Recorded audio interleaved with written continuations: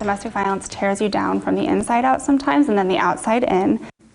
As you just heard, domestic violence situations can escalate, with an incident taking a turn for the worse. Good evening and thanks for joining us. I'm Heather Lewis. Good to see you once again, everybody. I'm David Oliver. One man is now facing charges after an alleged domestic violence incident led to the death of his wife. TODD David Blankenship is being held in the Christian County Jail without bond after prosecutors say he shot and killed his wife during an incident in Nixa last Thursday. Officers were dispatched to a home on Timber Ridge Drive late that night after Blankenship's former roommate called 911.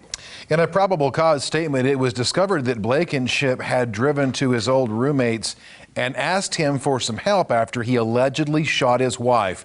Officers entered the home to check on any occupants, and then they found the body of Stacy Whiteley. Blankenship then returned to the home while officers were there, and he was taken into custody. An autopsy determined Whiteley had died from gunshot wounds to the head. A GoFundMe has already been set up for Whiteley's family. Color 10's Nija McDonald is here with more on the story for us. She met with some advocates today for victims of domestic violence. Nija? Yes, David and Heather, I did. And one says on average, a person that's in a domestic or abusive relationship will attempt to leave 7 times before finally leaving for good. SUNNI NUTT of Harmony House says it can be easy to blame someone for staying in an abusive relationship. Domestic violence is more complicated than any of us can imagine unless we are in that situation. NUTT says, unfortunately, choosing to leave an abuser can be life-threatening.